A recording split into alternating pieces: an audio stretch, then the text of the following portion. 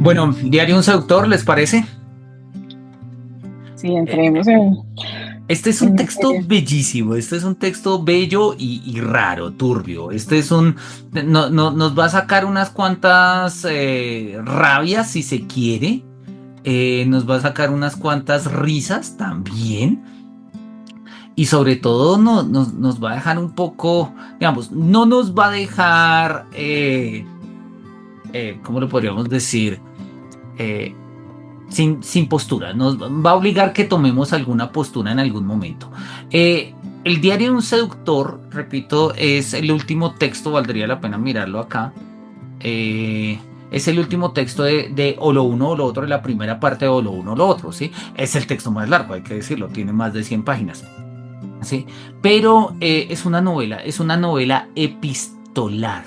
¿Qué son las novelas epistolares? Ya lo vamos a mirar, pero pues su nombre lo dice, son novelas que están escritas a manera de cartas.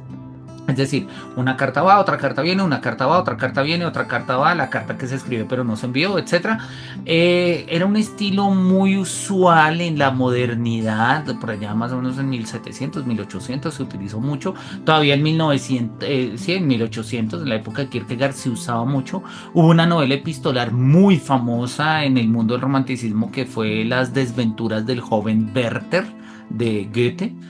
Em, y pues es una de las novelas epistolares más conocidas, ¿no? Hoy en día nosotros lo veríamos como novelas, o sea, piensen ustedes que sería como, hoy nosotros no nos mandamos cartas, pero nos mandamos WhatsApps y textos y emojis y tales. Y es como si cogiéramos todos esos textos e hiciéramos una especie de gran novela. Claro, no tiene el romanticismo de la carta, no tiene la completitud de la carta, y pues por eso tiene sentido que haya que haya novelas epistolares y no novelas de mensajes de texto, aun cuando sí hay algunas que otras han salido por ahí, ¿no?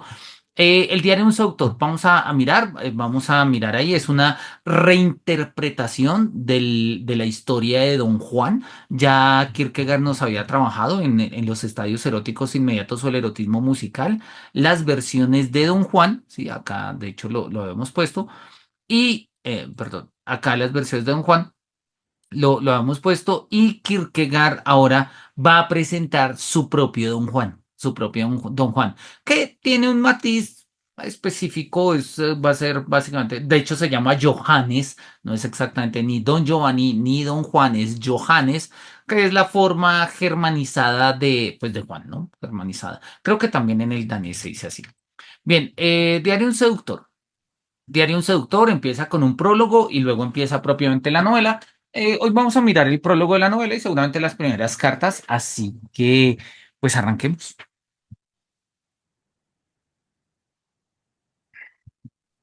Diario de un seductor de Soren Kierkegaard. Arranca con una epígrafe de Don Giovanni de Mozart, claro, dice, su pasión predominante es la joven principiante.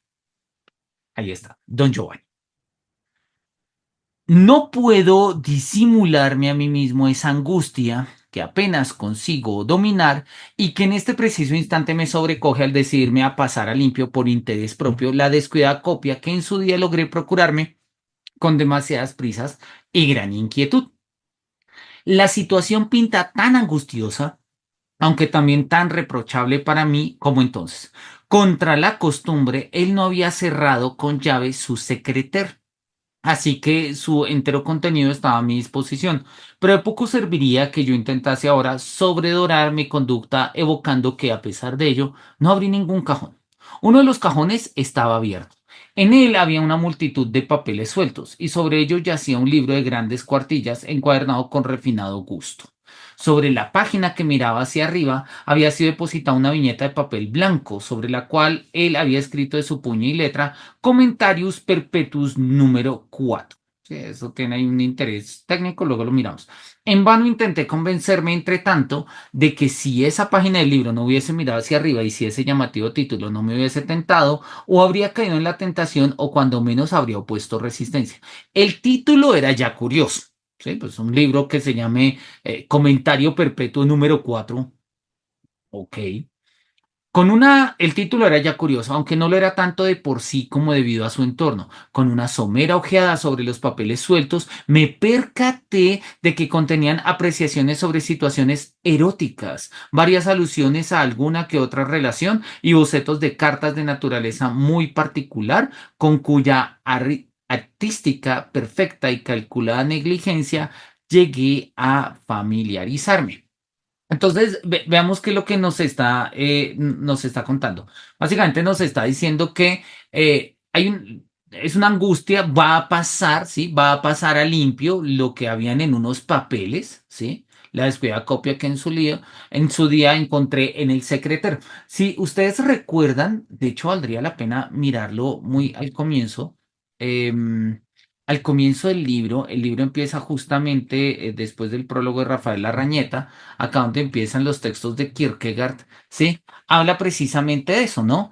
De cómo, bueno, esta es la introducción, quiero ir a la introducción de Kierkegaard, ¿sí? Habla justamente de eso, ¿no? Una persona que iba a un anticuario y se encontró un secreter, ¿sí? Y le gustó. Él decía, acá está, el secreter. El secreter es como un armario antiguo lleno de cajoncitos, ¿no? Podríamos ahí como mirarlo, ¿no? Entonces, la idea, justamente, de hecho acá lo hice, hace ahora unos 7 años estaba yo en un anticuario aquí en la ciudad y reparé en un secreter que atrajo mi atención ya desde el primer momento que lo vi. No era una obra moderna, sí, pero me gustó, oye, me gustó. Y aun cuando no lo necesitaba y era caro, al final dije, ¿sabes qué? Me lo llevo, ¿no? Pasaron los años y los meses y al final lo compré.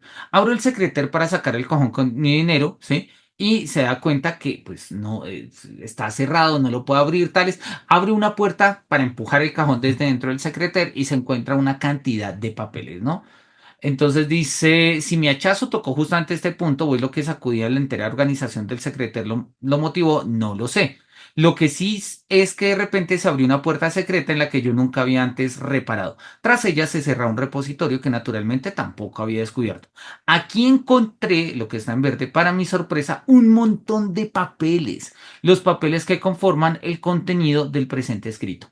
Estos textos estaban dentro del secreter, ¿sí? El tipo compró el secretaria en el anticuario, había un montón de textos y ahora en la última obra, ¿sí?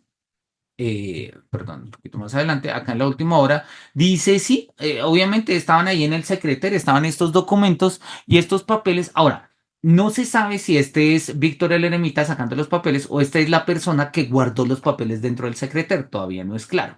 ¿Sí? Con una ojeada sobre los papeles sueltos me percaté que contenían apreciaciones sobre situaciones eróticas, varias alusiones a alguna que otra relación y bocetos de cartas de naturaleza muy particular, con cuya artística, perfecta y calculada negligencia llegué a familiarizarme. Rememorar ahora la situación tras haber escudriñado el intrigante ser íntimo de este depravado ser humano y atento a cualquier ardid, hacer amargo de dar un paso adelante en dirección al cajón me causa la misma impresión que debe causarle un oficial de policía introducirse en la habitación de un falsificador, abrir su repositorio y en un cajón dar con una multitud de papeles sueltos, especímenes de escritura. Sobre uno hay pequeños restos de follaje, sobre otro un monograma, sobre un tercero una línea de escritura invertida. Esto le indica sin más que está sobre la buena pista y la alegría que esto le causa se mezcla con una cierta admiración por el estudio y la diligencia que aquí son irrecusables. Esto es una idea muy interesante. Hay autores, entre ellos, por ejemplo, Odo Marquardt, Joseph Pipa, sobre todo, digamos, como referentes alemanes que son los que yo conozco más, que han visto en Kierkegaard como un gran filósofo que desde la práctica de la escritura reflexiona sobre la escritura.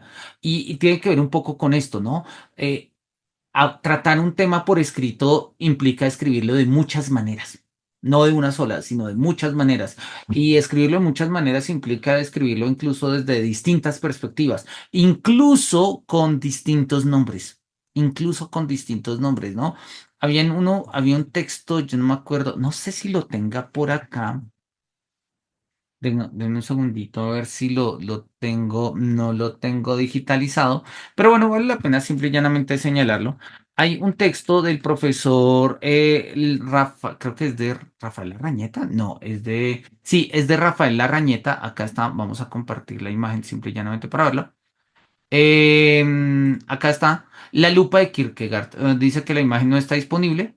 Busquemos a ver si por acá nos encontramos como la lupa de Kierkegaard de Rafael Larrañeta. Es un libro muy, muy lúcido, muy, muy, muy bueno, en el que el autor, Rafael Larrañeta, recordemos que es el que empezó a traducir las obras de Kierkegaard al español en la editorial Trota. Esta versión que estamos leyendo es la traducción de Rafael Larrañeta. Él muere muy pronto cuando apenas se están traduciendo los dos primeros volúmenes y luego la Sociedad Rafael Larrañeta se ha encargado de seguir la obra como de su maestro, ¿no? El Rafael Larrañeta tiene este texto que se los recomiendo si en algún momento lo pueden mirar, que se llama La lupa de Kierkegaard, y es un análisis y una reflexión muy lúcida sobre la escritura en Kierkegaard. La escritura en Kierkegaard, sobre todo a partir como de estas formas de heteronomía, o sea, el uso de distintos apodos para, pues, hablar de lo que él escribe, ¿no? Entonces vamos a ponerlo acá como es una escritura múltiple. Listo. Entonces dice, ver estos papeles debía sentirse como se sentiría un policía que llega a un cuarto de un sospechoso y empieza a encontrar muchos textos de distintas maneras, ¿no? A mí me habría ido de modo alguno distinto, ya que estoy menos acostumbrado a rastrear delitos y no voy armado con una chapa de policía. Habría acabado por sentir ese peso adicional de la verdad que conlleva avanzar por caminos fuera de la ley. Claro, ¿qué pasa si en tus escritos o en los escritos que encuentras te das cuenta de ciertas confesiones de, oye, asuntos que no son del todo justos, no son del todo morales? De hecho, él lo dice acá, ¿no? Depravado. Él habla acá es un tipo depravado, de este depravado ser humano. ¿Qué pasaría si nosotros entrásemos a un cuarto o encontráramos en un secretero, en un armario, unos papeles cuyo contenido resulta profundamente, pues eso, inquietante, depravado, eh, vulgar, grosero? eh, Delictivo hasta cierto punto, pero son textos, es escrito, no hay actos ahí, simplemente son palabras, ¿no? En aquella ocasión no me quedé menos corto en pensamientos que en palabras, que es lo que suele ocurrir. Uno se queda pasmado ante la impresión hasta que la reflexión vuelve a desatarse y basta y rápidamente en sus movimientos persuade y se insinúan al desconocido forastero. Cuanto más desarrollada está la reflexión, con mayor rapidez sabe contenerse, y cual controlador de pasaportes de viajeros extranjeros, acaba por estar tan familiarizada con las figuras más fabulosas que no se deja atolondrar con facilidad. Pero a pesar de que mi reflexión está sin duda muy firmemente desarrollada, en un primer momento me vi asombrado. Recuerdo muy bien que me puse pálido, que casi me caigo en redondo y la angustia que sentí por ello. Sí, de eso me acuerdo muy bien. Pongamos que hubiese vuelto a casa y me hubiese encontrado desmayado con el cajón en mis manos. Nada como la mala conciencia para hacer la vida interesante. Nada como la mala conciencia para hacer la vida interesante. Sí, o sea, nos gusta el chisme, nos gusta el chisme. Esto que está diciendo Kierkegaard acá es muy interesante y es una réplica, digamos, si se quiere, como a ciertas tradiciones del idealismo en particular. Y la idea del idealismo es que a una mente, eh, digamos, muy, muy en el sentido de Hegel, si se quiere, de Jacobi y compañía, una mente bien entrenada en la reflexión es, digamos, es resistente, es impermeable al influjo de la emoción. Y lo que mostró el romanticismo es pues claramente que no, la emoción es capaz de romper las mentes más preparadas. Y es una tesis que acá está repitiendo Kierkegaard, ¿no? A pesar de que mi reflexión estaba muy desarrollada, después de leer lo que leí y lo que vamos a leer, pues oye, sí, casi que me puse pálido, casi que caigo en redondo, ¿sí? Pero oye, interesante, ¿sí? Nada como la mala conciencia para hacer la vida interesante.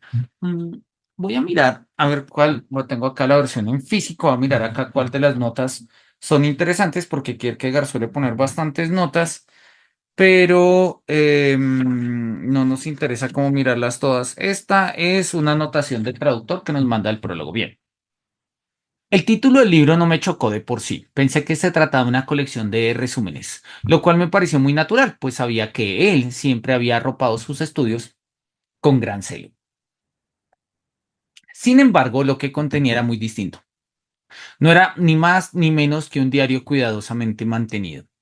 Y así como yo, por lo que conocía acerca de él, no encontraba que su vida precisara de comentario alguno, no iba a negar tampoco, tras la ojeada que acababa de echar en su interior, que el título había sido escogido con mucho gusto y mucho entendimiento, con verdadera superioridad estética y objetiva para consigo mismo y para con la situación. Y estos son de ese tipo de cosas un poco curiosas, ¿no? A ver, el tipo es un ser depravado, va a contar unas historias eróticas turbias y sin embargo el título estaba bien puesto. Sí. Son de estas reflexiones muy estéticas, muy del siglo XIX, muy en este sentido, me acuerdo un poco a las ideas que pone Wilde en El Crítico como artista, y que tienen que ver con esto, ¿no? O sea, incluso en la decadencia es posible mantener la pose estética, la pose artística, ¿no? Incluso es posible, ¿no? El susodicho título armoniza simplemente con el contenido en su totalidad. Su vida ha sido un intento de realizar la tarea de vivir poéticamente con un órgano desarrollado para lo que de interesante hay en la vida, ha sabido encontrarlo y tras dar con ello, ha sabido siempre reproducir lo vivido de un modo cuasi poético. Si nosotros nos damos cuenta, hay acá una categoría que se empieza a repetir. Ya la habíamos visto y era la categoría que nos estaba mandando justamente la nota al pie y es la categoría de lo interesante. Vamos a ponerle acá como una línea, puede ser. Lo interesante es una de las categorías estéticas más contundentes de la filosofía de Kierkegaard. Para Kierkegaard se da cuenta que una de las maneras más inmediatas de la existencia es la existencia en torno a lo interesante. Es una existencia puramente estética, claro. ¿Por qué? Porque es de pura inmediatez. ¿Cuál es el problema de lo interesante? Y Kierkegaard lo sabe y ese va a ser el límite de la experiencia estética y lo vamos a mirar. Pues que lo interesante interesa hasta que deja de ser interesante. Y es un peligro, es un gran peligro. Vivir en lo interesante es un riesgo porque estamos a un segundo, a una palabra, a un instante de dejar de ser interesantes. O sea, que a uno le digan, oh, qué interesante eres. Eso es una ruleta rusa, porque así como en este momento te parezco interesante después de, no sé, contarte mi gusto por cualquier cosa, por los videojuegos, por los bonsáis o por lo que sea, pues ya no parezco tan interesante. Y todo lo que habías construido en torno a soy una persona interesante, pues se cae porque ya no soy una persona interesante. Sin embargo, la búsqueda de lo interesante es una búsqueda profundamente estética. Estética en el sentido del estadio estético kierkegaardiano, que no corresponde, no, o sea, no uno a uno, no corresponde con lo que nosotros entendemos como estética filosófica o estética literaria o crítica estética. Recordemos que para Kierkegaard, en los tres estadios de existencia, el estadio estético es el estadio de la inmediatez, el del erotismo musical de Don Juan. El estadio ético es el del casado, el de este hombre que está comprometido con sus decisiones, con su esposa, con su familia, sí, una figura muy, pues digamos, muy caracterizada por estos compromisos. Y el estadio religioso, que es un estadio que se toma en virtud del absurdo, que eso, no sé, Abraham y quizás un par de ejemplos más en la historia de la humanidad, no son muchos, tampoco son muy fáciles de tratar, ¿no? Por lo general nuestras relaciones humanas giran entre o lo uno o lo otro, ¿sí? La respuesta por el absurdo es más bien rara, muy rara, ¿sí? Nuestras relaciones con la religión son más bien éticas, son por compromisos, ¿sí? Porque me bautizaron, porque me confirmé, porque me casé por la iglesia, porque tengo un amigo cura, o porque hay un convenio con la universidad. O sea, son contratos, son convenios, sí. Eso está bien, pero es una religión en un sentido profundamente ético, que no está mal, aun cuando pues para Kierkegaard no es exactamente religión, eso es ética. La religión para Kierkegaard tiene que verse de cara al absurdo. Así que por lo general la existencia humana oscila más, siempre oscila, o sea, siempre es posible la respuesta al absurdo. Y pues yo creo que hoy en día, en pleno siglo XXI, lo podemos ver de gran manera. Pero no es lo que estamos tratando acá. Para Kierkegaard, la respuesta que tomamos existencialmente cuando optamos por el estadio estético es una respuesta de la inmediatez. Y una de las formas más ilustrativas o una de las representaciones más fáciles de entender qué es la inmediatez es lo interesante. Es lo interesante. ¿Sí? Con un órgano desarrollado para lo que de interesante hay en la vida, ha sabido encontrarlo y tras dar con ello ha habido siempre reproducir lo vivido, perdón, ha sabido siempre reproducir lo vivido de un modo cuasi poético. Por ello, su diario no es históricamente preciso o simplemente narrativo. No es indicativo, sino subjuntivo. A pesar de que lo vivido naturalmente ha sido consignado después de ser vivido, en ocasiones, quizás incluso largo tiempo después, a menudo es presentado como si sucediese en ese preciso instante, con tal viveza dramática que en ocasiones se diría que todo sucede ante los ojos de uno. Que lo hubiese hecho porque tenía algún que otro propósito cualquiera con este diario parece de lo más improbable, que ha tenido una significación personal estrictamente solo para él, salta a los ojos. Y suponer que ante mí yace una obra poética, quizás incluso vista para la imprenta, lo impiden tanto el todo como el detalle. Es cierto que nada debía temer por su persona publicándolo, puesto que la mayoría de los nombres son tan curiosos que no cabe probabilidad alguna de que sean históricos. Tan solo concedo la sospecha de que el nombre de pila sea correcto en términos históricos, pues de este modo él se aseguraba siempre de reconocer a la persona real, mientras que cualquier intruso debía ser despistado con el apellido. Entonces él dice y está poniendo acá como un ejemplo pues de los escritores, ¿sí? Em, Dice, mira, muy seguramente esta persona que escribió su diario, o sea, la persona que ha recopilado estas cartas y tiene este libro, ¿sí? Con el curioso nombre de eh, Comentarios Perpetuos número 4, ¿sí? Y que pues va a ser el diario del seductor, como ya lo estamos viendo. Dice, tal vez los nombres no correspondan con las personas, o tal vez los nombres sí, pero los apellidos no. Igual, es algo que solo esto es importante para el autor. Nosotros podemos entender, pero de pronto no podemos saber exactamente a quién se refiere. A quién se refieren. Entonces, podríamos conocer las personas de las que trata la obra, pero, oye, pues como no corresponde el 100% nombre con apellido, pues no sabemos si sí o si no. Así son las cosas, al menos con respecto a la joven que yo conocía, alrededor de la cual gira el interés primordial. Cordelia. Bien cierto es que se llamaba Cordelia, pero no, en cambio, Val. Cordelia. Bueno, Val es otro ejemplo, ¿no? Cordelia, así se llama ella.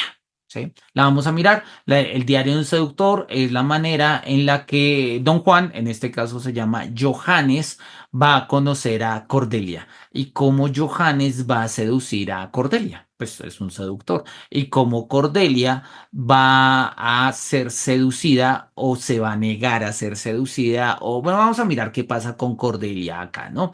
Ahí está, Cordelia. Cordelia va a ser como el nombre de ella. ¿Cómo se explica entonces que el diario haya obtenido, no obstante, un tinte poético parejo? La respuesta a esta pregunta no es difícil, se explica por la naturaleza poética que lo habita, la cual, si se quiere, no es lo bastante rica, o si se quiere, no lo bastante pobre para disociar la poesía de la realidad. Lo poético era ese plus que él aportaba. Es decir, lo interesante del diario, pese espérate, acá está. Lo importante del diario es que ofrecía una perspectiva poética de la vida, ¿sí? Eh, y eso es lo interesante, ¿sí? Este plus era la poeticidad de la que él gozaba en la situación poética de la realidad, lo que retomaba bajo la forma de reflexión poética. Es decir, lo interesante del diario, interesante en el sentido que estamos diciendo, en el sentido muy estético, es la poetización de la realidad.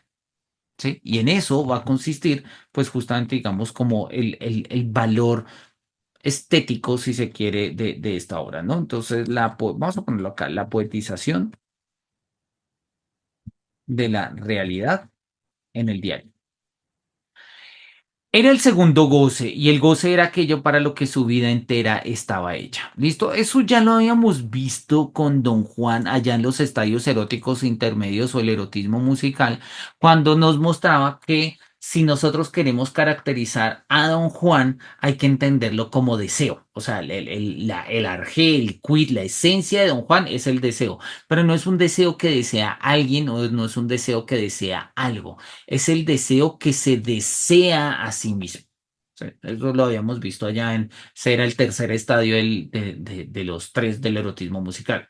En el primer caso, dice acá, gozaba personalmente de lo estético. En el segundo, gozaba estéticamente de su personalidad. En el primer caso, la clave era gozar egoísta y personalmente de aquello que, por una parte, la realidad le brindaba y con lo cual, por otra parte, él había preñado la realidad. En el segundo caso, su personalidad había sido volatilizada y él gozaba entonces de la situación y de sí mismo en la situación. En el primer caso, necesitaba indefectiblemente de la realidad como ocasión, como móvil. En el segundo caso, la realidad se había ahogado en lo poético. El fruto del primer estadio es así la atmósfera de la que se desprende el diario, en tanto que fruto del segundo estadio, entendiendo en el último caso el término fruto en un sentido algo distinto del primero. Sea como sea, ha contado siempre con lo poético en virtud de la ambigüedad en la que se adentraba su vida. Y yo creo que este es como el resumen que vale la pena tenerlo acá, ¿no? O sea, el punto es justamente, este es el punto de lo estético, y es que como lo estético no es ético, o sea, como lo estético no se inclina al compromiso, ni al contrato, ni a la formalización de nada, pues lo estético es una profunda ambigüedad, ¿sí? Porque pues es esto, pero no es esto, pero es esto, pero sí. Y en el fondo es una ambigüedad profundamente poética, es entender la vida de una manera poética, que es bello, pero pues hay un momento en el que uno no puede entender la vida poéticamente, hay que pagar impuestos, hay que casarse y hay que divorciarse y hay que mirar qué pasó con los hijos y hay que tomar todas esas decisiones que en las que, pues, que constituyen la eticidad del mundo, diría Hegel.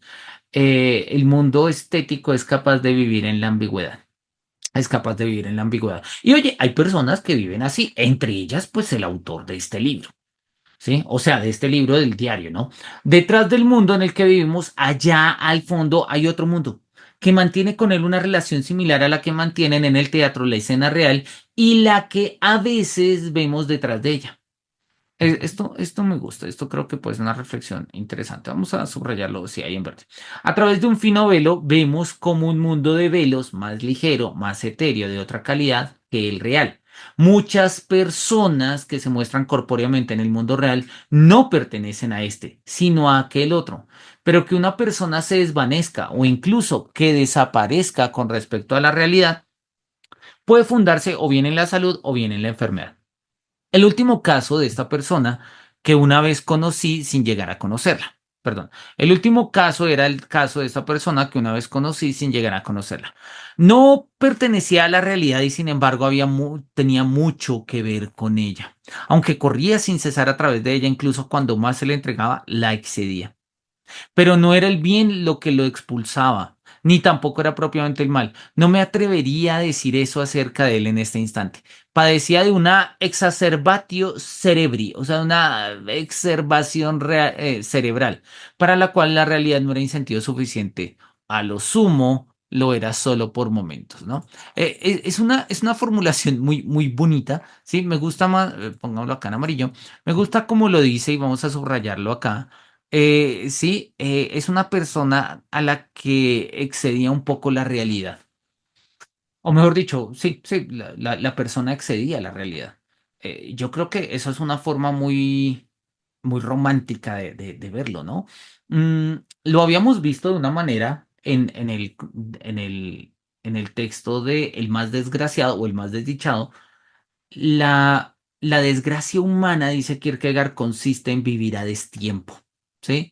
O estar completamente anclados en el pasado o vivir completamente pendientes del futuro. En el caso es que perdemos el presente y al perder el presente quedamos completamente desgraciados. Y sin embargo, hay personas que la propia realidad del mundo, ¿sí? Les es insuficiente.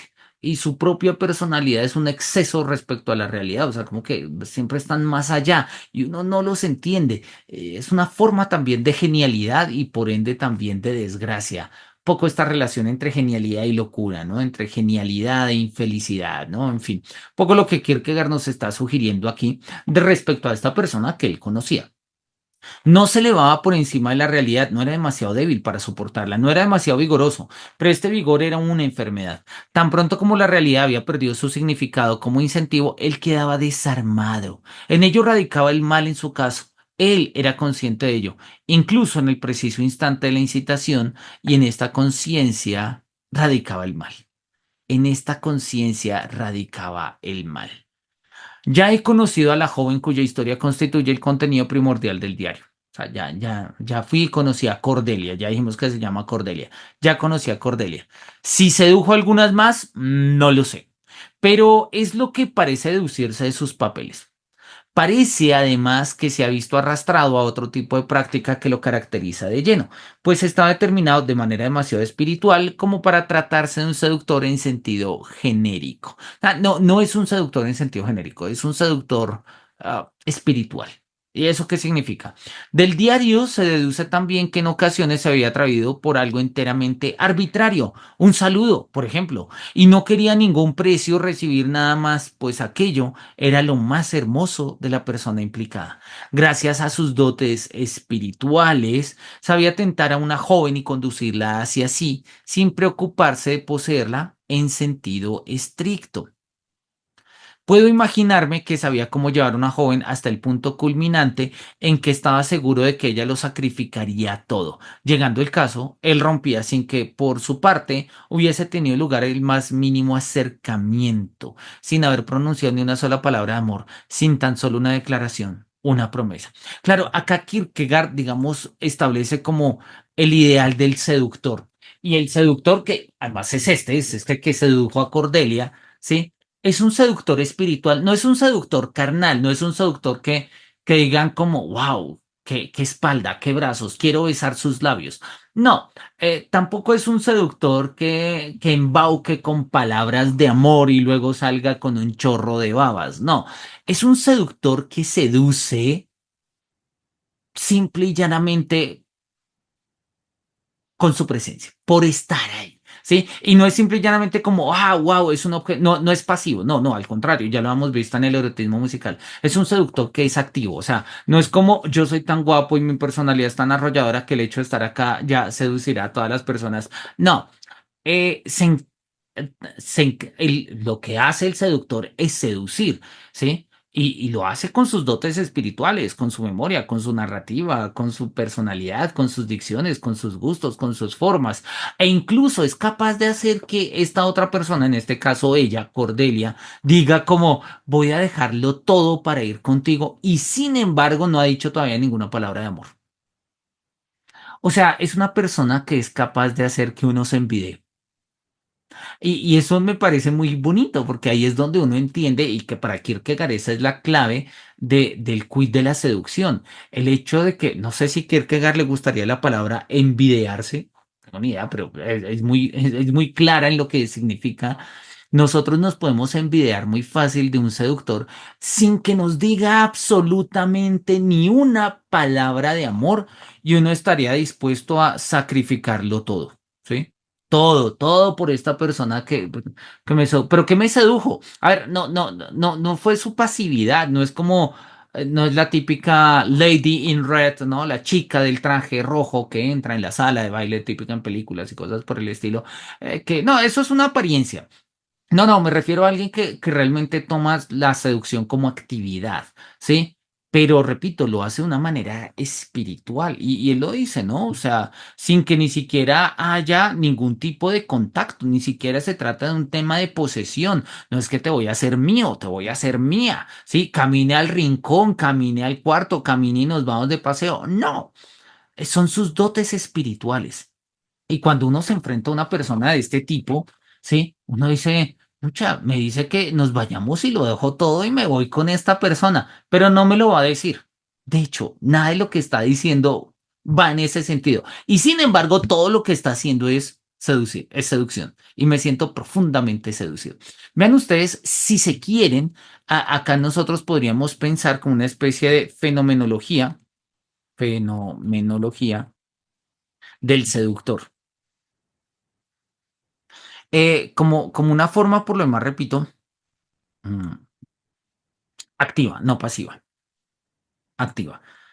Em, Acá nos pone Sandra, que sería una forma de empelicularse. Sí, sí, envidiarse, empelicularse. Sí, también, sí, yo lo veo en ese sentido, ¿no? Es lo que él nos está diciendo. Gracias a sus dotes espirituales sabía tentar a una joven y conducirla hacia sí sin preocuparse de poseerla en sentido estricto. Puedo imaginarme que sabía cómo llevar a una joven hasta el punto culminante en que estaba seguro de que ella lo sacrificaría todo. Llegando a eso, él rompía sin que por su parte hubiera tenido lugar el más mínimo acercamiento. O sea, nunca un pico, nunca una acogida de manos, nunca, no, o sea, y sin embargo él la sedujo a tal punto que ella estaría dispuesta a dejarlo todo, ¿sí? No fueron sus labios, no fueron sus abrazos, no fueron las noches de pasión, no, es el carácter seductor. Hablamos de él y de ella porque pues es Johannes y Cordelia, ¿no? Pero podríamos ponerlo independientemente como del género. Sí, podríamos pensarlo un poco como en pelicularse. Y repito, Kierkegaard está pensando un poco acá una forma fenomenológica de lo que es la seducción, que me parece muy bonita. Ahorita, hoy en día hay como mucho, o no sé por qué, no sé si es una tendencia actual o hasta ahora empiezo a conocerla. Hay una tendencia muy fuerte no sé, en redes sociales, en Instagram, que sobre todo es la que más lo veo, como de empodérate como un seductor masculino, ¿no? Y sobre todo tiene esa lógica del seductor masculino. Entonces dice, si una muchacha se te queda mirándote en la calle, sí, ¿qué debes hacer? ¿Cuáles son las respuestas malas? ¿Cuáles serían las cosas que deberías hacer? Y bueno, esos son técnicas de seducción que supongo que funcionan en la medida en que funcionan las técnicas. No sé, o sea, a Kierkegaard no le interesan técnicas. Kierkegaard está tratando acá de entender la esencia de la seducción. O sea, que, digamos, el quid de la seducción puesto y encarnado, no en un concepto abstracto, sino encarnado en la figura del seductor. Y es eso, ni una sola palabra de amor, ni tan solo una declaración, una promesa, no, nada de eso, nada de eso. Y sin embargo, la seducción fue total. Con todo, aquello habría ocurrido y la infeliz mantenía conciencia de ello con doble amargura, por no tener lo más mínimo que alegar, por verse constantemente aturdida por los más diversos estados de ánimo como un horrible aquelarre. Ora se hacía reproches a sí misma y lo perdonaba, ora le hacía reproches a él y por fin, dado que la relación solo había gozado de realidad en sentido impropio, porque la chica estaba empeliculada, ¿sí? Tenía que luchar por fuerza con la duda de que todo no fuese más que una alucinación. Sí, a veces pasa eso. Y sí, o sea, pues no sé, no tengo ni idea si eso pueda pasar, pero bueno, o sea, sí, sí pasa, ¿no? Hay personas que se arman una relación con otra en la cabeza. Pero eso puede responder por mil y un temas afectivos, ¿no? Dependencia, codependencia, eh, qué sé yo, o sea, búsqueda de reemplazo de contextos de seguridad o lo que sea. Kierkegaard no le interesa esta forma patológica. Kierkegaard le interesa es como lo que es el fruto, o sea, lo que es la actividad de la seducción y lo que es el fruto de la seducción. Kierkegaard de una u otra forma nos invita a pensarnos seriamente la seducción, que por lo general nosotros no nos pensamos seriamente la seducción, porque si lo pensamos, cuando nosotros lo pensamos, en el mejor de los casos, cuando lo pensamos seriamente sí, es como cuando uno, o sea, lo ve uno como fin, perdón, medios para fines, de soy seductor, entonces voy a conquistarlas a todas, o voy a conquistar a una, o voy a conquistar esto, o voy a lograr lo que yo quiero, en fin, que sí, pues son dotes de seducción y eso ayuda. Pero Kierkegaard está diciendo, no, pensemos en qué consiste la seducción, qué es lo que humanamente, qué es lo que existencialmente pasa cuando nos sentimos seducidos. Y lo que pasa es esto, que tenemos una doble amargura. No sabemos si, no, pues, no tenemos nada que alegar, nos vemos constantemente aturdidos por distintos estados de ánimo, ¿sí? Hacemos reproches, a veces perdonamos a la otra persona, luego le hacemos reproches, luego nos damos cuenta de que esto nunca fue una relación de verdad, luego pensamos que de pronto todo fue una imaginación nuestra.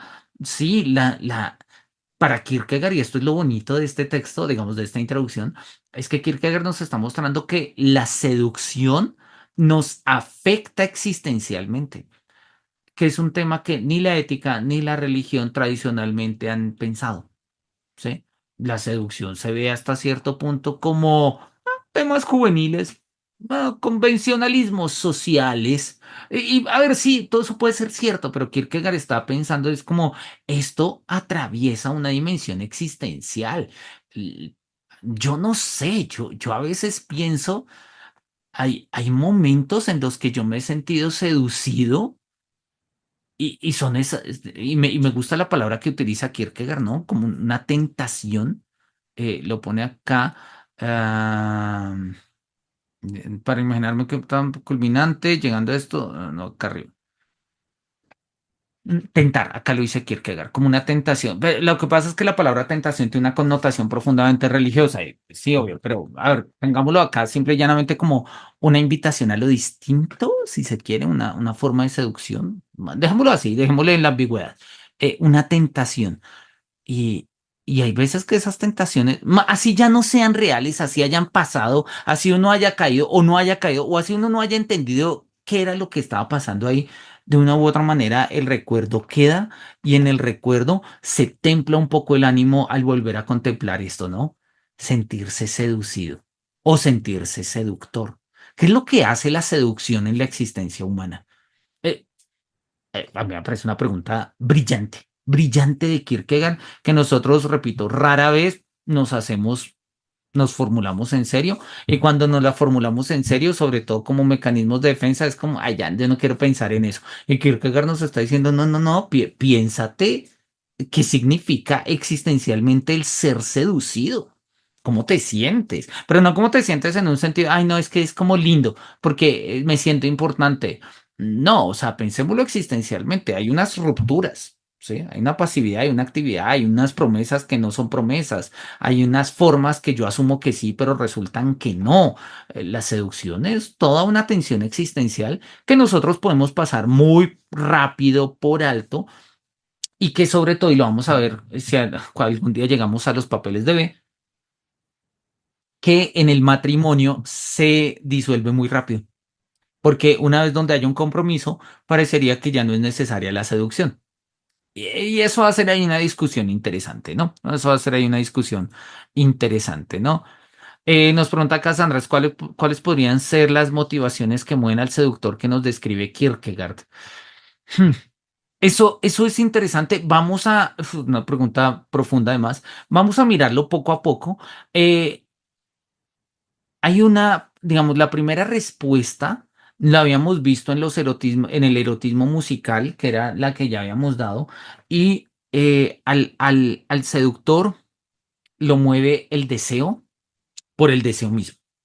Yo no sé si tú te acuerdas, o pues, no me acuerdo si habías estado acá cuando leíamos el texto del erotismo musical. Kierkegaard hablaba de que el deseo empieza como un pensamiento, como una indeterminación de quiero, pero no sé qué quiero. Luego empieza como un sueño, como una idealización de quiero algo, ¿sí? Entonces, no sé, quiero irme de viaje, quiero verte feliz, quiero verte con un vestido así, quiero, sí, fantasías. Pero él dice el estadio erótico, o el estadio erótico más alto de la seducción tiene que ver con un deseo que se desea a sí mismo, ¿no? De quiero desear el deseo de desearte, ¿sí?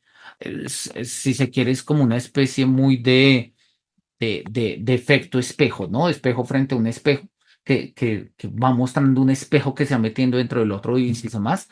Y algo por el estilo pasa con la seducción. Digamos, el gran motivo de la seducción es mantener el deseo, ¿sí? Pero no es un deseo físico, no es un deseo, no, es el deseo de seducir, ¿sí? Que uno podría decir, ah, pero eso es muy egoísta. Ya lo estamos poniendo muy ético. El punto es que el seductor no seduce porque, a ver, no seduce por sus propios intereses, seduce porque es seductor. ¿Eh? Es un poco el asunto. Por eso nosotros vemos, ¿sí? De hecho él lo dice, ¿sí? Nosotros vemos al seductor un poco como un depravado, por lo general, ¿sí? Una persona que se ponga a seducir gente solo por seducirlas, pues está mal, o sea, y los sentimientos de las otras personas, y ya lo habíamos visto en Siluetas, ¿no? Cuando nos muestra cómo Juan, el seductor, el don Juan de Tirso de Molina, abandona a Elvira. Elvira había dejado el convento para irse con don Juan y don Juan apenas la seduce, es como, ay, ya, listo, ya te seduje, ahora voy a seducir a otra. Y Kierkegaard se preguntó, ok, ¿y qué pasó con doña Elvira? O sea, ¿cómo se rompió ella? ¿Qué significó la desesperación femenina de ella? Y obviamente lo que vemos es que, pues, por parte de la persona seducida, el seductor se termina viendo como un depravado. ¿Sí? Pero no, y para nosotros la palabra depravado puede tener una connotación sexual muy fuerte. Para Kierkegaard no necesariamente, lo he dicho acá, puede que ni siquiera haya el más mínimo acercamiento y sin embargo de un momento a otro entró a mi alma, revolcó mi corazón, le dio tres vueltas a mi cerebro, ¿sí? Alzó mi alma, la besó, se fue. Y nunca me puso un dedo, nunca me dijo nada y sin embargo quedé completamente. ¿Sí? Ahora, ¿por qué lo hizo? La respuesta de Kierkegaard es porque no puede hacer otra cosa, porque no puede hacer otra cosa. Y eso es lo terrible de la seducción. Eso es lo terrible de la seducción. Ahora, Kierkegaard lo va a decir y eso va a ser muy claro, y el final de esta obra lo va a dejar clarísimo, es que al final el seductor va a desesperar. Es decir, este deseo que se desea deseante solo puede terminar en la desesperación. No, no, o sea, no es o sea, eso no es humanamente soportable por mucho tiempo, ¿sí? Un deseo que se mantenga deseante termina desesperando porque, pues, porque eso no es humanamente soportable. Pero vamos a mirarlo. No sé, Sandra, si se queda un poquito claro. No podía confiarse a nadie, pues en el fondo no tenía nada que confiarle, no había nadie que decirle nada porque no había pasado nada. Cuando uno sueña, puede contar su sueño a otros, pero aquello que ella tenía para contar no era ningún sueño, era realidad y sin embargo tan pronto se proponía dar cuenta de ello a otro, descargar su preocupadamente, no era nada.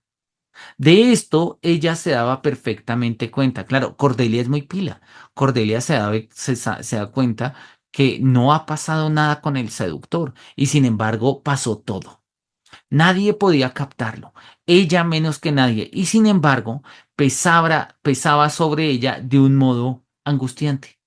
La naturaleza de víctimas como esta era, claro, está bien particular. No se trataba de jóvenes infelices que expulsadas de la sociedad o con la idea de haberlo sido, se afligían hasta reponerse y que de vez en cuando, rebosante el corazón, lo descargaban en el odio o en el perdón.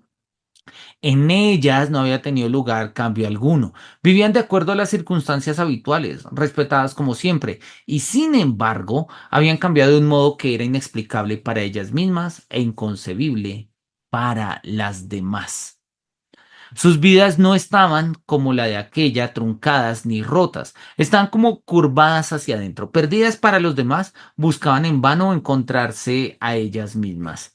En el mismo sentido en el que podríamos decir que el camino recorrido por él a través de la vida era inescrutable, pues sus pies estaban dispuestos de tal modo que conservaban su rastro consigo, y así es como mejor puedo imaginarme su condición de infinita reflexión sobre sí mismo. Reflexión en el sentido de vuelta, sí, o sea, del deseo que se desea a sí mismo. En ese mismo sentido no le caían víctimas. Vivía de manera demasiado espiritual para ser un seductor en sentido genérico, ¿sí? Y esto es lo que a mí me interesa porque para ser un tipo tan depravado no es un tipo vulgar. ¿A qué me refiero con un tipo vulgar? O sea, no es el seductor, no es la forma en la que nosotros entenderíamos Juan el perro, ¿sí? O sea, un tipo que pues, ya, o sea, cualquier cosa es objeto de seducción, entonces hay que seducir todo. Colegialas, chiquitas, grandes, ancianas, mayores, niños, niñas, perros, gatos, ¿sí?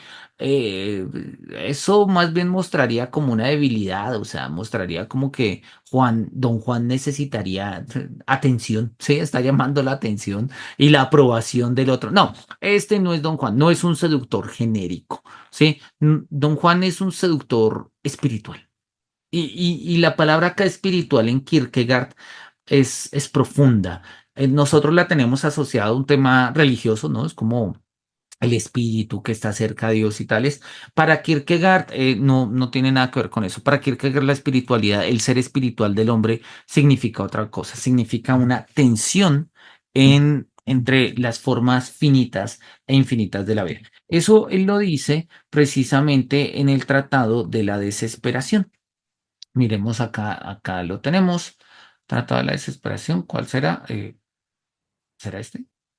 Tratado de la Desesperación, no me gusta esta versión. Miremos a ver si tengo otra a la mano. Tratado de la Desesperación. ¿Esta de qué versión será? Bueno, no sé qué versión sea, pero igual acá está la cita. Dice Kierkegaard, Tratado de la Desesperación, primera parte, la enfermedad mortal es la desesperación. Y lo dice Kierkegaard, así arranca. El hombre es espíritu, pero ¿qué es espíritu? Es el yo. ¿Y qué es el yo? El yo es una relación que se refiere a sí misma, ¿sí? Es la relación, la orientación interna, listo. El hombre es una síntesis de infinito y finito, de temporal y eterno, de libertad y necesidad, ¿sí? El hombre es una tensión entre estas formas polares. Lo que Kierkegaard entiende por espíritu son estas formas sintéticas de las tensiones, ¿sí? Entre finito e infinito, entre espiritual y material, entre ascético y libidinoso. Lo espiritual tiene que ver como una tensión existencial. Y ahí es, por eso es que no es un seductor en sentido genérico, es un seductor en tensión. De vez en cuando adoptaba, sin embargo, un cuerpo parastático. Un cuerpo parastático. Miremos qué significa, qué nos dice acá Kierkegaard de un cuerpo parastático. Bueno, miremosla. Dice que está acá en la.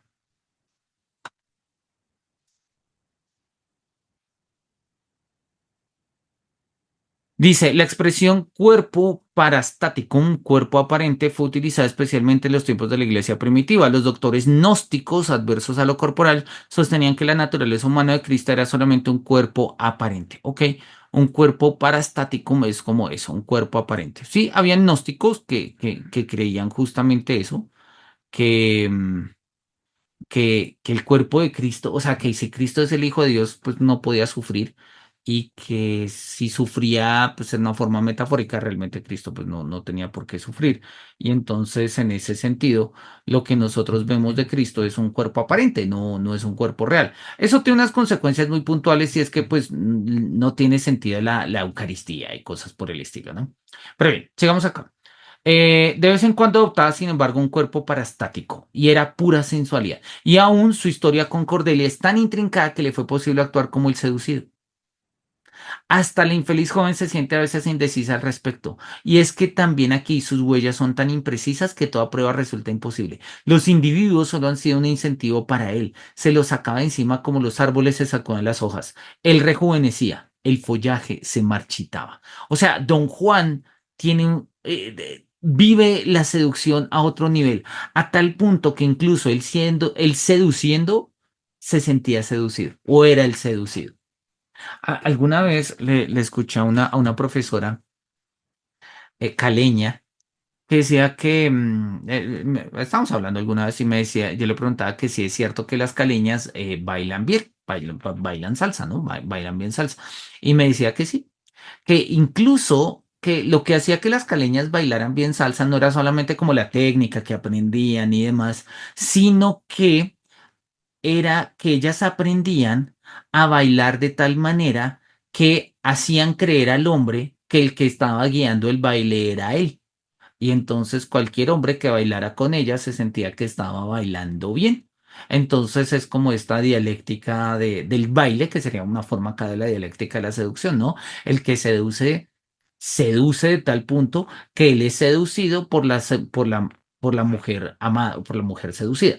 O en este caso, ¿no? Quien baila, baila también, que hace que el que no baile, baile también de tal manera que sea capaz de guiar el baile de la otra persona. Es un poco una forma metafórica de expresarlo, ¿no? Pero ¿cómo se veía todo esto en su cabeza? O sea, ¿cómo opera la cabeza del seductor? Un poco la pregunta que nos estaba haciendo hace un momento, a propósito más de las motivaciones, nuestra compañera Sandra.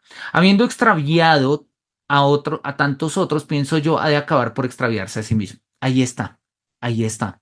El destino del seductor es la desesperación. Sí, va a terminar perdiéndose, va a terminar perdiéndose. O sea, esto no es un estado ideal de vida. Esto no es un estado ideal de vida. Hay gente que vive así, entre ellos, por ejemplo, Don Juan. Pero claramente esto es un estado de, ¿sí? El final, o el telos, pongámoslo así. Bueno, el telos no, el final de la seducción es la desesperación. Sí, para Kierkegaard eso es claro. A estos otros los ha extraviado, no en el exterior, sino en lo tocante a su propio interior. Hay algo indignante en el hecho de conducir por senderos cerrados a un caminante que se encuentra indeciso con respecto al camino a seguir y abandonarlo en su erranza. Ahora bien, ¿qué es esto comparado con el hecho de llevar a una persona a errar en sí misma? El errante tiene al menos el consuelo de que el paraje cambia sin cesar a su alrededor, y con cada cambio nace la esperanza de dar con una escapatoria. El que yerra en sí mismo no dispone de un territorio tan grande para moverse y enseguida advierte que hay una órbita de la que no puede salir. Pienso que algo parecido ha de sucederle a él, aunque en mucho mayor medida.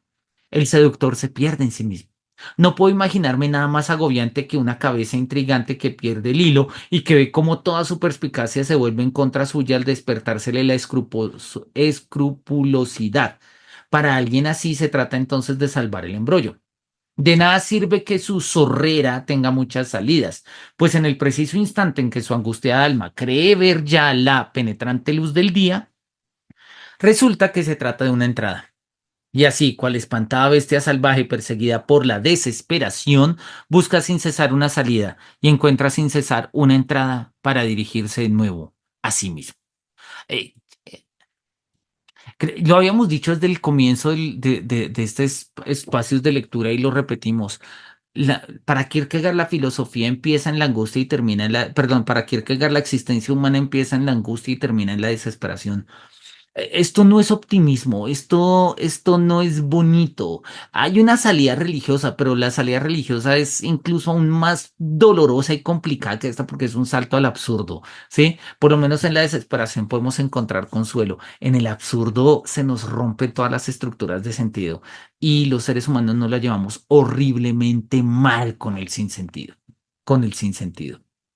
Una persona como esta no es siempre lo que llamaríamos un delincuente, pues a menudo se ve decepcionado por sus propias intrigas y sin embargo recibe un castigo más atroz que el del delincuente, pues ¿qué es el dolor de la constricción comparado con este delirio consciente?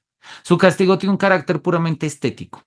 El despertar de la escrupulosidad constituye ya, por lo que a él concierne, una expresión demasiado ética.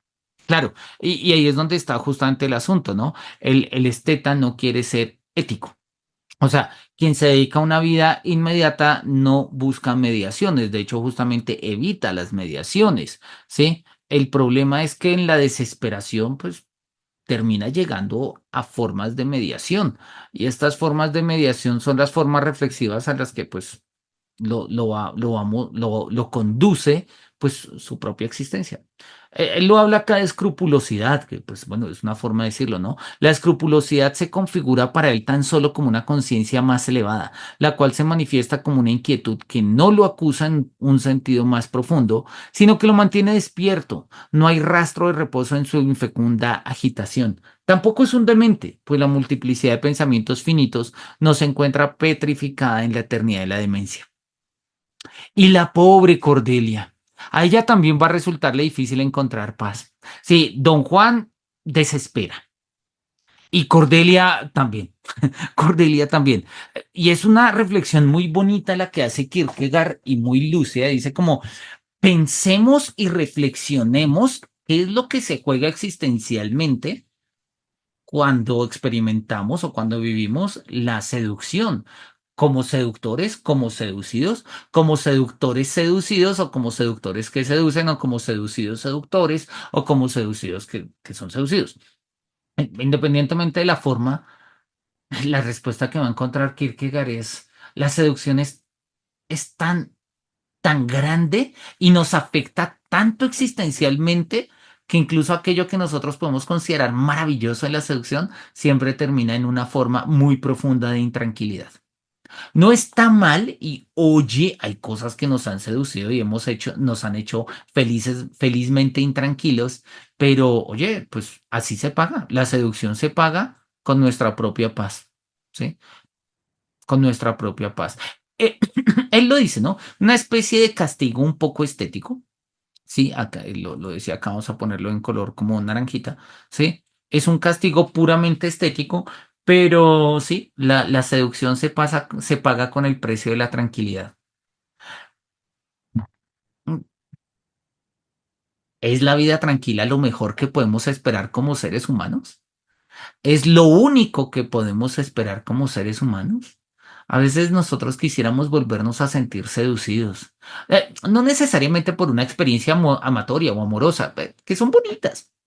A veces quisiéramos sentirnos seducidos por la filosofía, por el trabajo, por la vida, por un motivo de hacer algo. A veces queremos seducir, ¿sí?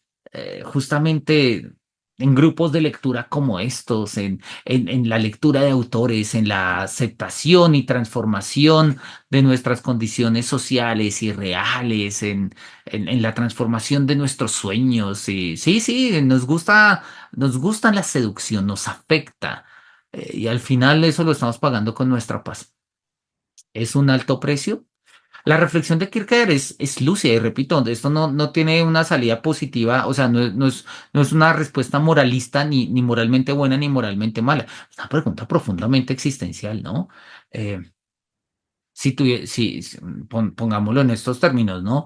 A sabiendas de que la seducción cuesta el precio de nuestra propia tranquilidad, ¿valdría la pena, digamos, abrirnos a escenarios de seducción y de ser seducidos y de ser seductores? Parecería que sin ellos la vida se vuelve demasiado plana y aburrida y sin sentido, pero parece que con ellos la vida es demasiado compleja y difícil.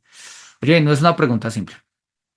En lo hondo de su corazón, Cordelia lo perdona, ¿no? Pero no encuentra reposo, pues ora despierta la duda. Fue ella quien deshizo los esponsales. Ella ocasionó la desgracia. Su orgullo se veía atraído por lo inusual. Ora se arrepiente, pero no encuentra reposo, pues ora la absuelven los pensamientos acusatorios. Fue él quien en su malicia trazó ese plan en su alma. Ora odia. Su corazón se descarga en maldiciones, pero no encuentra reposo. Vuelve a hacerle reproches. Sí, acá no encuentra reposo.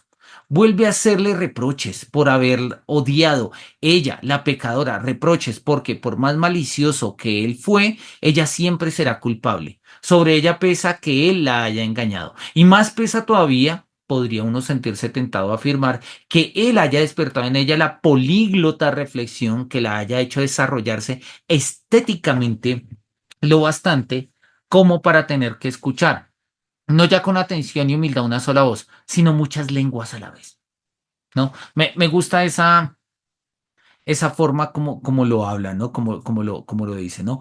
La políglota reflexión, ¿no? Una reflexión que no es simple y llanamente es escuchar la voz de una conciencia, sino es una reflexión que oye muchas voces. Muchas voces. Lo habíamos visto en Siluetas, justamente cuando hablamos de María Beaumarchais y de Margarita y de Doña Elvira. Cómo, cómo esta desesperación de las mujeres en Silueta es una desesperación de muchas voces que se van poniendo unas sobre otras, ¿no? Y él lo dice, lo había dicho Kierkegaard allá, eso solamente puede terminar con un acto de la voluntad. Solo puede terminar con un acto de la voluntad. Y ese acto de la voluntad es nuevamente un acto de elección que pues, nos hace saltar existencialmente, bien sea al estadio ético, al religioso o de nuevo al estético. De nuevo al estético. Ora despierta el recuerdo en su alma, olvida la falta y la culpa, recuerdan los hermosos instantes, se queda pasmado en una afectada exaltación. En momentos como este, no lo recuerda simplemente, lo discierne con una clarividencia que solo pone en manifiesto cuán vigorosamente se ha desarrollado. Ella no ve al delincuente que hay en él, pero tampoco la persona noble. Le siente solo en modo estético. ¿Sí? Ella no puede ver a este tipo como un criminal, a don Juan, pero tampoco lo ve como una persona noble, lo ve como lo que es un esteta, un seductor. En una ocasión ella me escribió una nota donde se pronunciaba con respecto a él. A veces era tan espiritual que me sentía aniquilada como mujer. En otros momentos tan bravío y apasionado, tan deseoso que casi me estremecía ante él. A veces yo era como una extraña para él. A veces se entregaba por completo. Cuando lo abrazaba, en ocasiones todo cambiaba de repente y yo me encontraba abrazando una nube. ¿Sí? Y bueno, hay nota 4 que nos dice que es la alusión al mito de Ixión que no logra poseer a Hera, puesto que se transforma en una nube. Bien, esta expresión la conocí antes de conocerlo a él, pero él me enseñó a comprenderla. Cuando la utilizo, pienso siempre en él así como pienso cada uno de mis pensamientos relacionados con él. Siempre he amado la música. Él era un instrumento sin par, siempre conmovido. Tenía un diapasón como ningún otro instrumento. Era la quinta esencia de todos los sentimientos y estados de ánimo. Ningún pensamiento era demasiado elevado para él, ninguno demasiado desesperado. Podía bramar cual tormenta de otoño, podía susurrar de modo inaudible, ¿no? La ambivalencia. Y eso es lo que nos atrae profundamente del esteta y del seductor, ¿no? Un seductor no siempre es igual, porque lo igual aburre, deja de ser interesante. El seductor es ambivalente, el seductor es camaleónico, el seductor es adaptativo y por eso finalmente desespera, ¿no? Ni una sola de mis palabras dejó de surtir efecto y sin embargo no puedo decir que mis palabras no surtieran el efecto equivocado, pues me resultaba imposible saber el efecto que surtían. Sí, no tenía ni idea. O sea, todo lo que decía era importante y al final no sabía cuál era la importancia de las cosas que decía, ¿no? Esto es lo que dice Cordelia sobre, sobre Don Juan, ¿no? Es lo que está diciendo ahí. Con una angustia incalificable, indescriptible, pero misteriosa y bienaventurada escuchaba yo la música, que yo misma suscitaba, aunque nunca la suscitase. Siempre reinaba la armonía, siempre me arrebataba. Atroz como es para ella, atroz llegará a ser para él. Esto lo deduzco del hecho de que ni siquiera yo puedo controlar la angustia que me sobrecoge cada vez que pienso en este asunto. También yo he sido arrastrado a este reino de niebla, a este mundo de ensueño en el que uno se atemoriza cada instante de su propia sombra.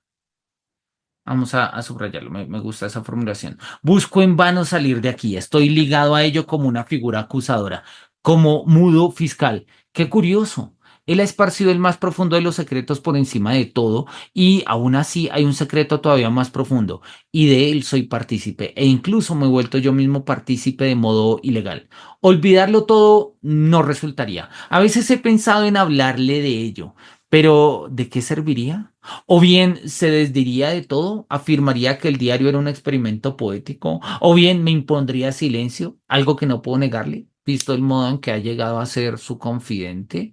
Y es que no hay nada sobre lo cual descanse tanta seducción y tanta maldición como sobre un secreto.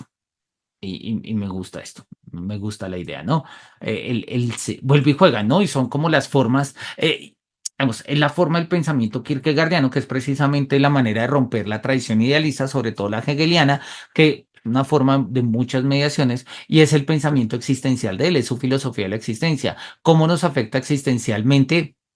Y nos salca el tema. ¿Cómo nos afecta existencialmente la seducción? ¿Cómo nos afecta existencialmente el vivir a destiempo? ¿Cómo nos afecta existencialmente el tener secretos? ¿Sí? No, no estamos pensando acá las formas objetivas del espíritu en religión, en arte, en filosofía. No, estamos pensando la vida humana muy concreta, muy fáctica, pero lleva a un nivel existencial. Y esta existencia, como lo hemos visto, tiene que ver con las tensiones. Bueno, terminamos de llegar acá hasta donde empiezan las cartas, o sea, una paginita más, y ahí terminamos, que es donde van a empezar las cartas. De Cordelia recibió una colección de cartas. O sea, Cordelia le dio las cartas a la persona que las guardó ¿sí? Finalmente hallan ese secretario. No sé si son todas las que hay, aunque me pareció que en una ocasión dio a entender que ella misma había confiscado algunas. Hice una copia y ahora las pasaré a limpio con el resto de las notas. Es cierto que carecen de fecha, pero aunque hubiese dispuesto de ella, no me habrían servido de gran ayuda, pues a medida que avanza el diario, se hace más y más par con este aspecto hasta el punto de obviar toda fecha, excepto una vez, como si al progresar la historia se hiciese cualitativamente significativa, como si, aun tratándose de una realidad histórica, se acercase a tal extremo a ser idea que las determinaciones temporales fueran por ello indiferentes. ¿Sí? Esto está bonito. ¿Sí?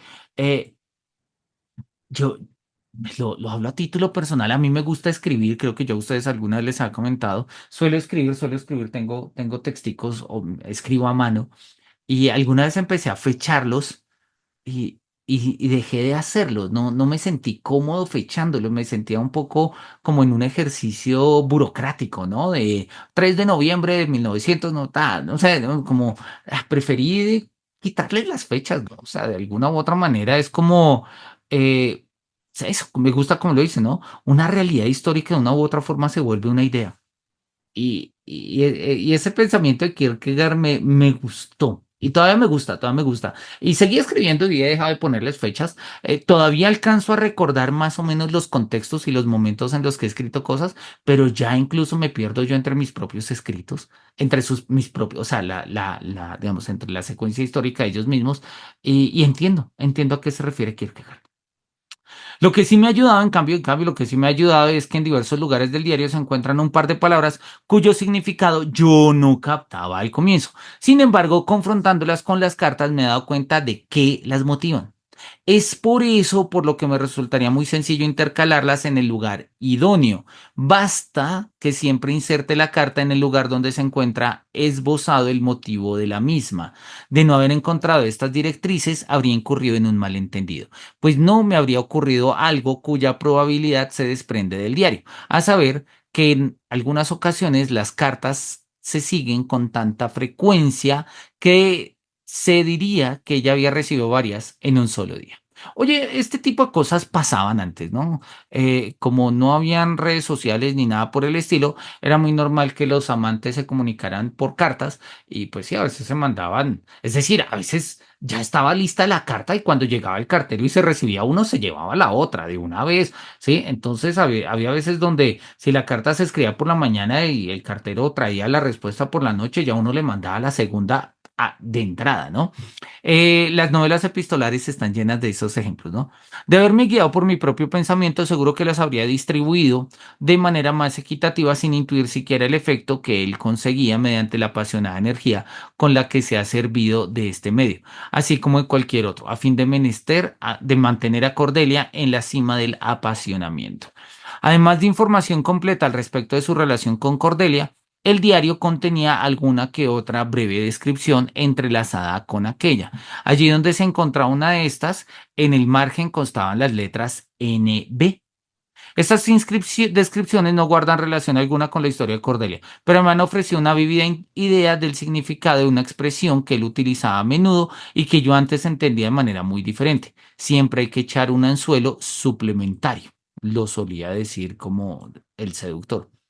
Si hubiese caído en mis manos un volumen anterior de este diario, presumiblemente habría dado con varias de las que él mismo en algún margen denomina acciones in the instance, ¿no? Acciones en la distancia. Pues él mismo manifiesta que Cordelia lo tenía demasiado ocupado y no disponía de tiempo para echar un vistazo a su alrededor. Poco después de haber abandonado a Cordelia, y ya nos dijeron el final de la obra, entonces ya uno dice, oye, gracias por el spoiler, ¿sí? Al final abandonan a Cordelia. Ahora, el punto es, ¿cómo llegamos hasta allá? Recibió un par de cartas de parte de esta que le devolvió sin abrir. Entre las cartas que Cordelia me cedió se encontraban también esas. Ella misma había rasgado el lacre, así que me permití copiarlas. Ella nunca me ha comentado el contenido de las mismas. En cambio, acostumbraba al mencionar su relación con Johannes, y es la primera vez que aparece acá el nombre de, pues, el seductor, Johannes, ¿sí? Su relación con Johannes, a recitar un poemita por lo que sé de Goethe, el cual, dependiendo siempre de su estado de ánimo y de la variable dicción, que tal estado de ánimo condicionado parecía significar algo diferente, ¿no? Ge verschmähe die Treue, die Reue kommt nach, ¿no? Anda, desdeña la fidelidad, la constricción ya llega. Las cartas rezan como sigue. Listo. Y acaban de empezar las cartas, ¿no? Estas son las primeras cartas de Cordelia, ¿sí? Entonces Cordelia pues le va a compartir las cartas que él tiene, o sea, que ella tiene de pues, las cartas que ella le escribió a Juan. Estas son cartas que pues Juan nunca abrió, según lo que nos está diciendo acá al final. Pero también son algunas cartas pues que ella finalmente o recuperó o recibió, la devolvieron, luego vamos a mirar cómo es que las tiene. Pero adicionalmente vamos a mirar las cartas, ¿sí? Algunas cartas de Cordelia que estaban en los manuscritos de Johannes, en ese diario que se llama como escrito perenne número 4, que es el diario del seductor. Entonces, la persona que está haciendo esta transcripción y que va a meter estos textos en el secreter, pues va a conocer la historia tanto de Cordelia como de Johannes, ¿sí? De mano de Cordelia en sus propias cartas y de Johannes, pues por ese libro que estaba ahí escrito y que pues vamos a de una u otra forma a transcribir, ¿no? Vamos a dejarlo ahí, vamos a dejarlo ahí. La próxima sesión arrancamos leyendo precisamente las cartas. Quiero simplemente mostrar, esto es lo que es una novela epistolar, ¿no? Son novelas donde lo que hay son cartas, algunas cartas largas, otras cartas cortas, ¿sí? Algunas cartas con fechas, 6 de abril, ¿sí? Día 9 o día 11, día 20, día 14, en fin, ¿sí? Son cartas y en la medida en que nosotros vayamos leyendo el contenido de estas cartas, vamos a irnos dando cuenta pues de cómo está entretejida esta relación y pues cómo es que ha pasado. Vean ustedes que Kierkegaard nos pone, o sea, nos pone toda una fábula, toda una historia de la historia de Cordelia con Johannes, con una reflexión, digamos, bastante lúcida sobre los impactos de la seducción en la existencia humana y pues dice, mira, ya después de este intro, pues dejamos que las cartas hablen por sí mismas. Pero eso es algo que vamos a mirar la próxima semana. Así que completamente bienvenidos a que se conecten a estos espacios y pues a las personas que estamos acá conectadas, a Ana, a Sandra, compañía, pues naturalmente bienvenidos y ojalá pues tengamos la curiosidad de ir mirando de qué se trata esta turbulenta y seductora relación entre Cordelia y Johannes. Nos vemos la próxima sesión. Ha sido un placer estar con ustedes. Que los cielos nos miren con su beneplácito y hasta pronto.